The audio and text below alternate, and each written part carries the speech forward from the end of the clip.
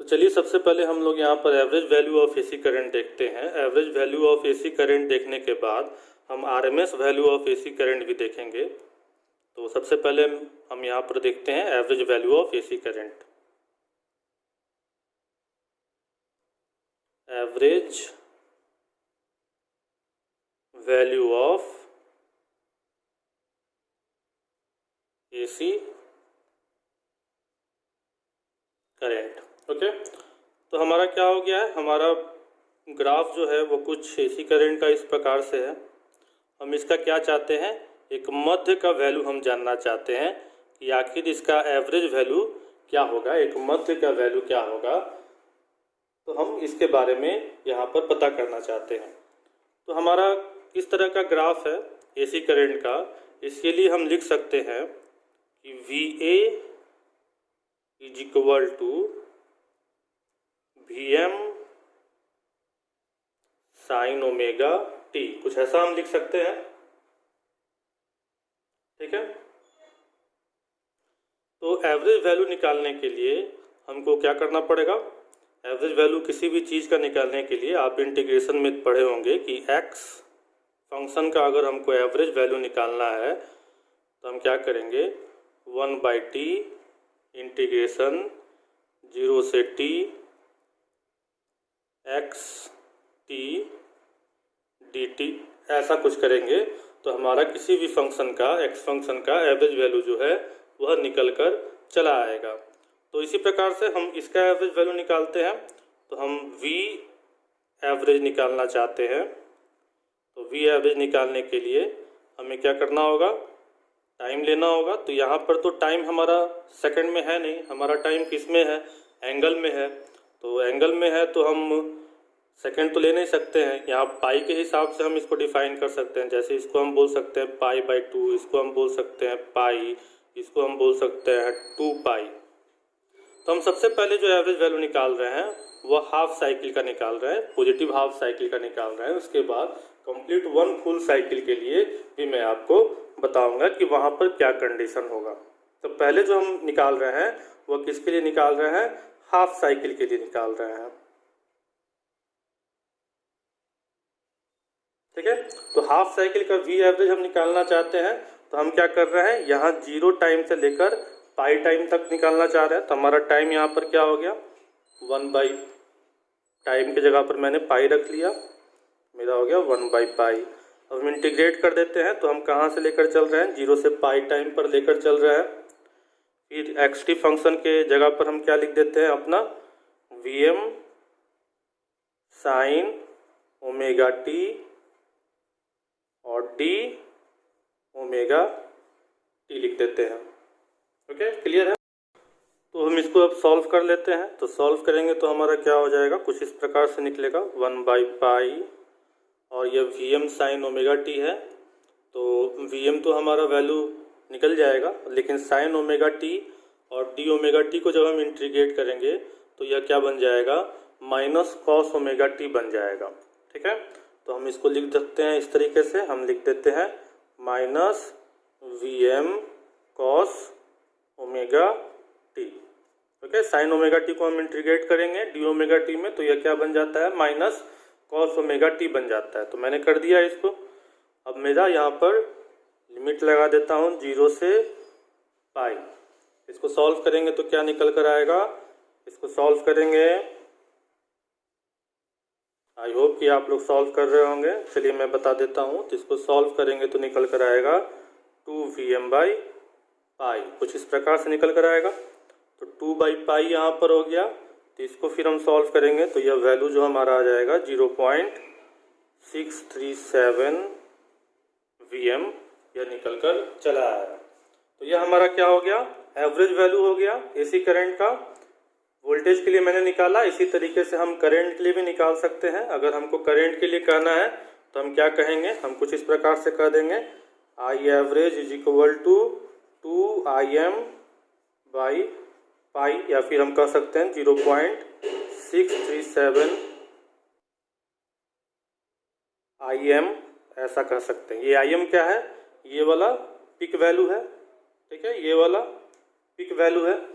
Okay, तो इस तरीके से मैंने क्या कर लिया, इसका वैल्यू जो है वह निकाल लिया। ठीक है, देख रहे हैं आप। इसी तरीके से हम पी एवरेज भी निकाल सकते हैं। पी एवरेज हमारा क्या हो जाएगा, 2pm/π हो जाएगा। तो ये हमने क्या निकाला है, हाफ साइकिल के लिए निकाला है। अगर आप यही काम फुल साइकिल के लिए करेंगे तो आपको क्या करना पड़ेगा, 0 से 2π करना पड़ेगा। अब 0 से 2π करके जब आप इसको सॉल्व करेंगे तो आप इसको चेक कर लेंगे, आपको वैल्यू क्या आएगा फुल साइकिल के लिए। फुल साइकिल के लिए जो वी एवरेज का वैल्यू आएगा वह क्या होगा, 0 होगा। आप इसको चाहे तो आसानी से चेक कर सकते हैं, इसी फॉर्मूला में डालकर 0 से 2π करके डालेंगे तो आपको वी एवरेज जो है वह 0 दिखाई दे जाएगा। ओके, तो क्लियर है, समझ चुके हैं आप कि हम लोग एवरेज वैल्यू कैसे निकाले एसी करंट का। मैं फिर से आपको बता देता हूं कि हमारा यह क्या है, साइनोसॉइडल वेवफॉर्म है, टाइम वेरिंग सिग्नल है। तो टाइम वेरिंग सिग्नल है तो इसका क्या हो रहा है, वैल्यू जो है वो टाइम के साथ बदलते जा रहा है। तो हमको एवरेज वैल्यू निकालना इसका जरूरी है। तो एवरेज वैल्यू निकालना जरूरी है, तो इसका हमारा इक्वेशन क्या हो जाता है, VA = VM sin ωt हो जाता है। तो किसी भी चीज़ का एवरेज वैल्यू निकालने के लिए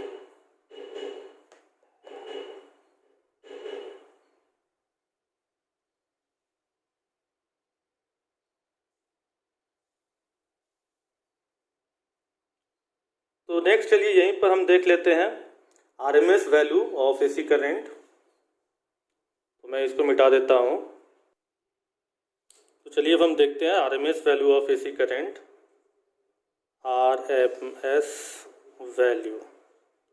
तो यह RMS का फुल फॉर्म क्या है, इसका फुल फॉर्म है रूट मीन स्क्वायर, कुछ इस तरीके का RMS का फुल फॉर्म हो गया रूट मीन स्क्वायर। तो अब देखिए आखिर हमें RMS वैल्यू निकालने का ज़रूरत क्यों पड़ा। तो जब हमने एवरेज वैल्यू निकाला तो एवरेज वैल्यू जब हम फुल साइकिल का निकाले तो हमको क्या आया, 0 आया। इफेक्टिव उसका क्या आ गया, वैल्यू हमको 0 आ गया जब हम एवरेज वैल्यू निकाले। तो ये तो गड़बड़ हो गया, हमने एवरेज वैल्यू निकाला और फुल साइकिल का निकाला तो वह 0 आ गया। हाफ साइकिल में तो ठीक से बता रहा है, लेकिन फुल साइकिल में क्या कर दे रहा है, गड़बड़ कर दे रहा है। तो ये एक प्रॉब्लम हो गया। दूसरा प्रॉब्लम क्या हुआ, जब किसी साइंटिस्ट ने क्या किया, साइंटिस्ट ने इलेक्ट्रिक एनर्जी को, एसी करंट को हीट में कन्वर्ट किया। ओके, तो हीट में कन्वर्ट किया तो जितना एनर्जी उसने खर्च किया और उतना हीट एनर्जी उसको मिला। तो जब उसने कंपैरिजन किया तो उसको पता चला कि जितना एनर्जी उसने खर्च किया एक तरीके से, उतना हीट एनर्जी उसको नहीं प्रोड्यूस होकर आया। तो एवरेज वैल्यू के हिसाब से वह जब चेक किया, जैसे कि मैं अगर कर दूं, लिखूं I average I² RT, okay, कुछ इस तरीके से। तो कुछ यह फॉर्मूला जब वह इस्तेमाल किया, कहने का मतलब है कि जब एसी करंट वह क्या किया, हीट एनर्जी में कन्वर्ट किया और उसके बाद वह चेक किया कि उसको कितना हीट एनर्जी प्रोड्यूस होकर मिला और वह कितना करंट खर्च किया था। तो दोनों चीज़ जब वह चेक किया एवरेज वैल्यू के हिसाब से तो उसको करेक्ट वैल्यू नहीं आया। तो करेक्ट वैल्यू नहीं आया तो फिर वह फंस गया। तो इसीलिए उसने क्या किया, एक special root mean square value उसने लेकर आया। तो रूट मीन स्क्वायर वैल्यू कहने का मतलब क्या हुआ, आप देखेंगे कि हमारा क्या है, यह मीन है, मध्य वैल्यू है। अगर मैं लिखूं इस तरीके से 1 2 3, तो यहाँ ये 2 हमारा क्या हुआ, ये मध्य वैल्यू हुआ। तो इसने क्या किया, इसी मध्य वैल्यू को ले लिया और इसको इसने क्या कर दिया, रूट कर दिया और फिर इसने क्या कर दिया, स्क्वायर कर दिया। तो ये एक मैथमेटिक्स का टर्म है जिसमें एरर को घटाने के लिए हम लोग इस तरीके का काम करते हैं। तो उसने कुछ यही टेक्टिक्स लेते हुए अपने एसी करंट का एक्यूरेट इफेक्टिव वैल्यू तक पहुंचने के लिए उसने आरएमएस वैल्यू का निर्माण किया। तो 2 कारण हो गए यहाँ पर। एक कारण तो हो गया कि एवरेज वैल्यू जो हमने निकाला वह फुल साइकिल पर काम नहीं कर रहा है, 0 वैल्यू दे रहा है। और दूसरा हो गया कि जब हीट एनर्जी में कन्वर्ट करके देखा गया तो दोनों तरफ का एनर्जी क्या होना चाहिए, बराबर होना चाहिए ना। Energy can't be created nor be destroyed. तो फिर एवरेज वैल्यू के अनुसार फिर गड़बड़ हो गया। तो उन्होंने क्या किया, आरएमएस वैल्यू का उन्होंने निर्माण किया।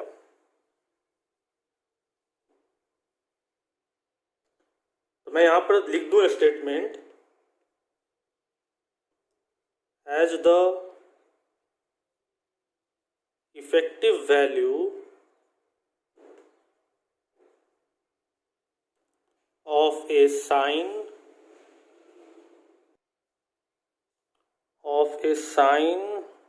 wave is 0 for the entire cycle. Hence, to get the effective value,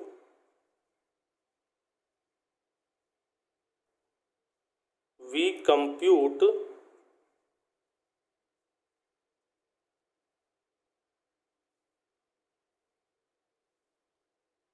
the capability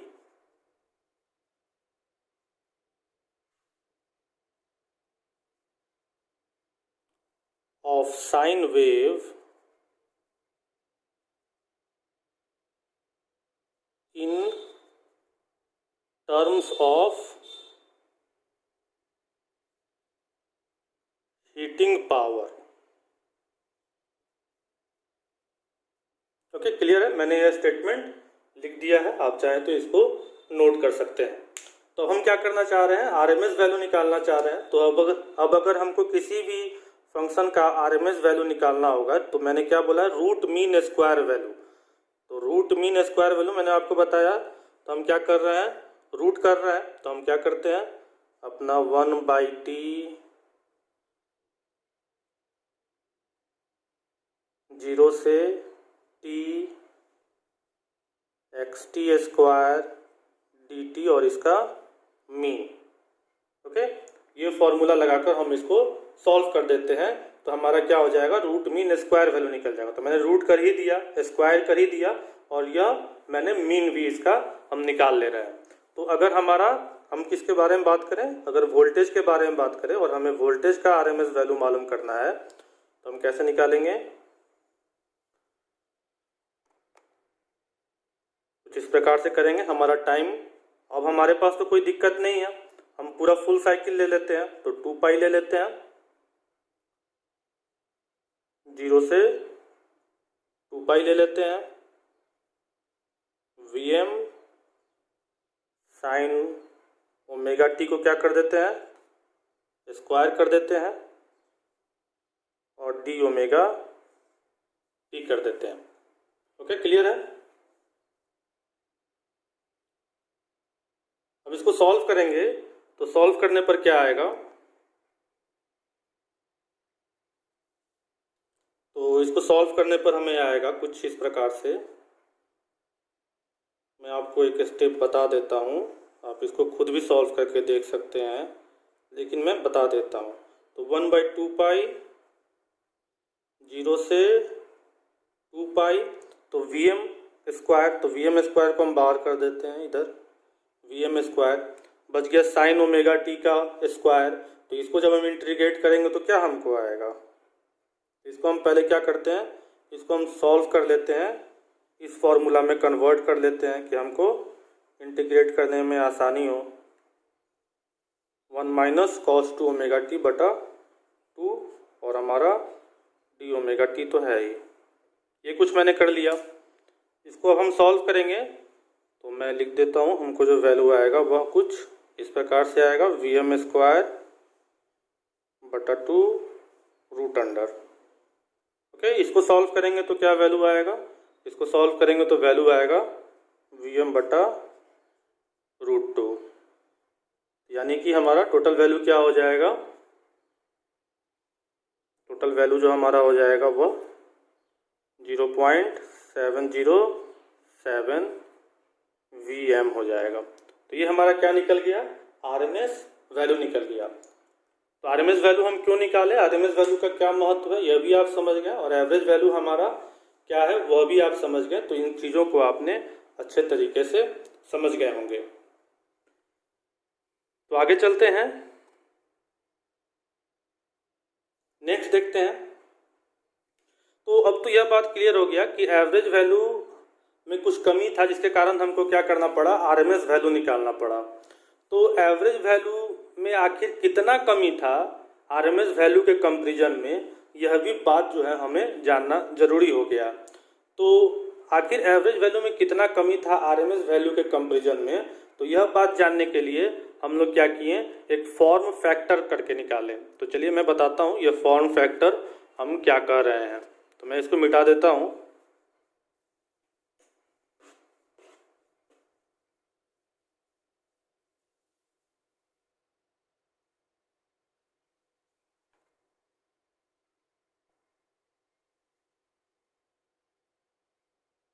okay, तो यह बात क्लियर है कि एवरेज वैल्यू और आरएमएस वैल्यू में क्या है, डिफरेंस हो रहा है।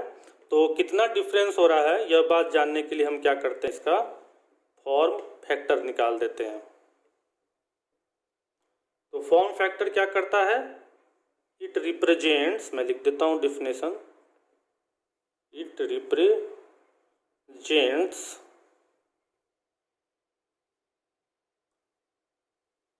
The change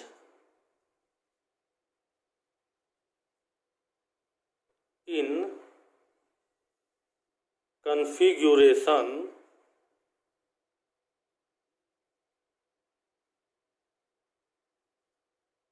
of periodic wave। ठीक है, तो यह फॉर्म फैक्टर निकालने के लिए हम क्या करेंगे, इसको हम इस तरीके से भी डिफाइन कर सकते हैं, it is defined as the ratio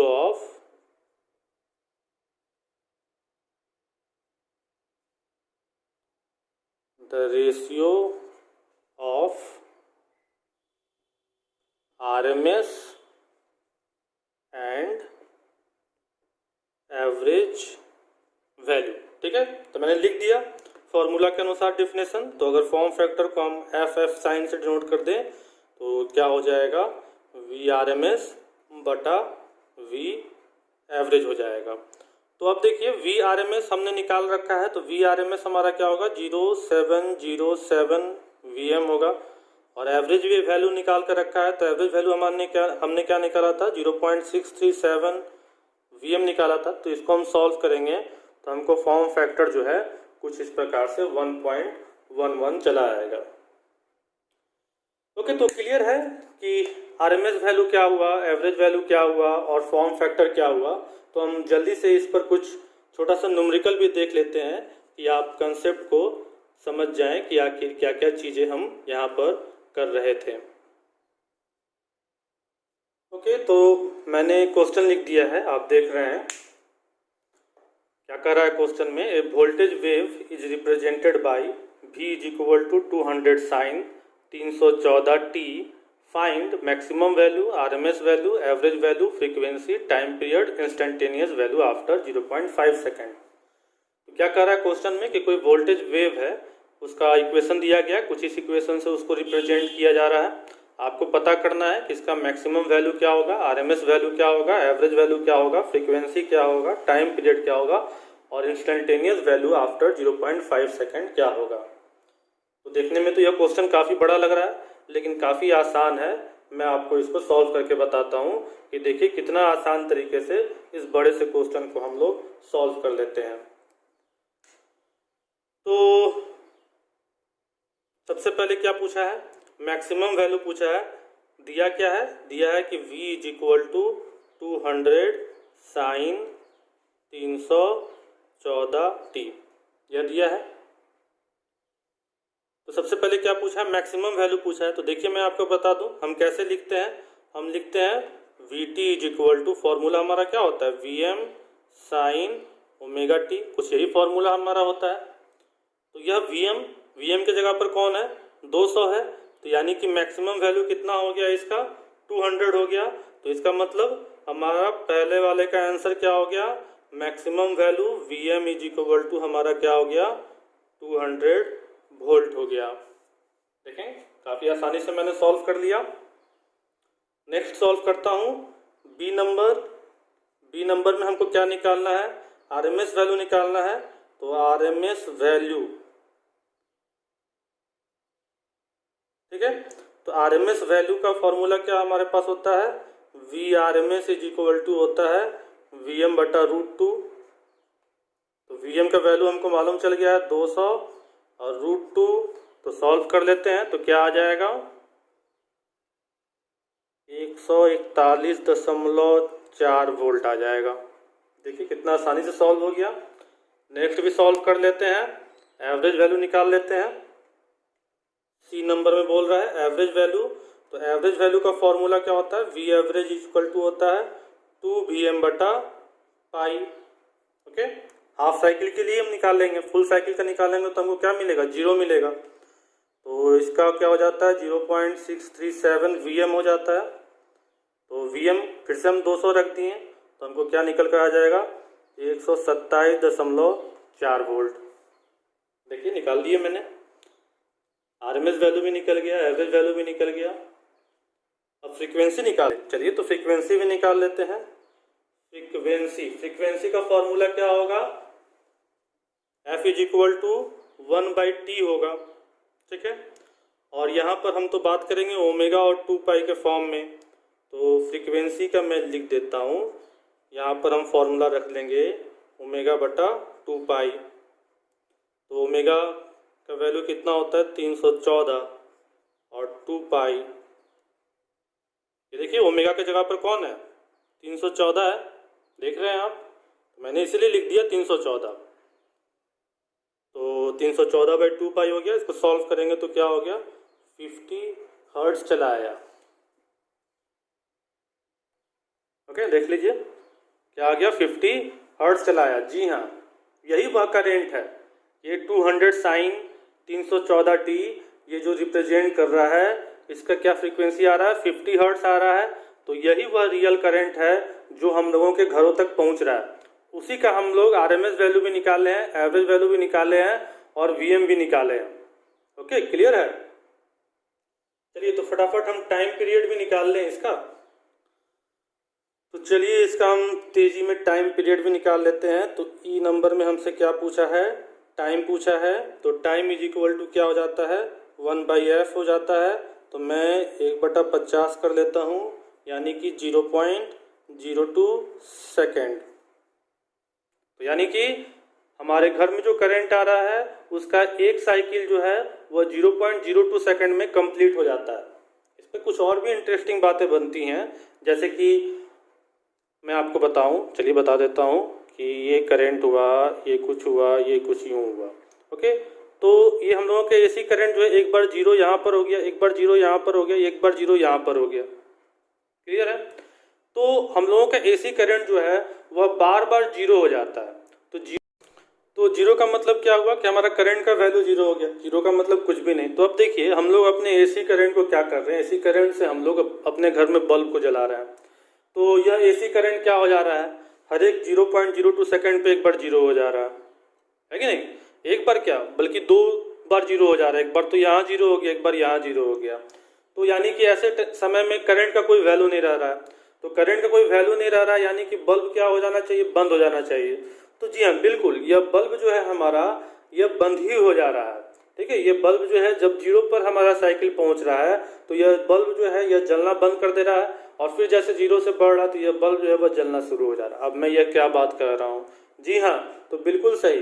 तो यह इतना फास्ट तरीके से हो रहा है, इस बल्ब का बंद होना और शुरू होना इतना फास्ट तरीके से हो रहा है कि हमारी आंखें जो है वो इस बात को रिस्पॉन्स नहीं कर पा रही हैं। हम लोगों को यह चीज़ जो है वह पता नहीं चल रहा है। तो चलिए ये बात मैंने आपको बताया। चलिए फटाफट हम नेक्स्ट पॉइंट कंप्लीट कर लेते हैं। नेक्स्ट हमारा क्या पूछा गया है, इंस्टेंटेनियस वैल्यू आफ्टर 0.5 सेकेंड बोला जा रहा है। तो इंस्टेंटेनियस वैल्यू आफ्टर 0.5 सेकेंड हम कैसे निकालेंगे, मैं इसको मिटा देता हूं।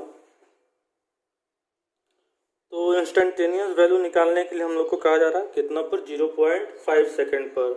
तो हमारा फॉर्मूला क्या हो जाता है, v is equal to Vm sine omega T, कुछ इस तरीके से फॉर्मूला हो जाता है। तो मैं लिख देता हूँ इसको 200 साइन ओमेगा का वैल्यू है 314, 314 और t के जगह पर लिख देता हूँ 0.5 सेकेंड।